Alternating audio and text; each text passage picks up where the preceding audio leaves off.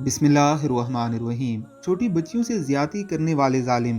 खातून या बच्ची से ज्यादती के केस में सबसे बड़ा मसला मुजरम का सुराग लगाना होता है। अक्सर ये गिद्ध कहीं अपना निशान नहीं छोड़ते, सिवाय उन सैंपल्स के जिनको बाद में लैब टेस्ट के जरिए सामने लाया जाता है। रेप के केस में मुजरम का डीएनए बहुत अहमियत रखता है। जदीद दुनिया में ऐसी बेशुमार मिसालें और वाक़यात मौजूद हैं जिनमें लाखों अफराद में से रेपिस्ट को इसके डीएनए की वजह से ढूंढ निकाला गया।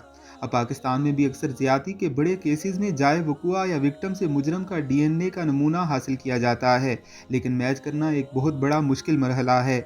जैनब केस में डीएनए मैच करने के लिए हज़ारों लोगों के सैंपल्स लिए गए और एक तवील प्रोसेस के बाद इमरान अली तक रसाई हासिल हुई। क्या ऐसा मुमकिन है कि 18 साल की उम्र में जब हर नौजवान का शनाख्ती कार्ड बनाया जाए तो उसका डीएनए टेस्ट भी लाजमी हो और डेटा नादरा के पास महफूज हो जाए? मुल्क के किसी भी हिस्से में रेप का वाक़या हो तो इस डीएनए को फौरन नादरा से डिटेक्ट करवाया जाए। चंद मिनटों में मुजरम का नाम, इलाका और रिहाइश तक रसाई हासिल हो जाएगी। तरक्की पजीर मुल्कों में ज्यादती करने वाले इसलिए भी बेखौफ हैं कि उन्हें यकीन है कि किसी को सबूत नहीं मिलेंगे। अगर हर लड़की के शनाख्ती कार्ड के साथ डीएनए भी डेटा का हिस्सा बन गया तो वो किसी पर झपटने से पहले 100 बार सोचेगा। कितनी इज्जतें महफूज हो जाएंगी। आप इस हवाले से क्या कहते हैं, हमें कमेंट बॉक्स में ज़रूर बताइएगा।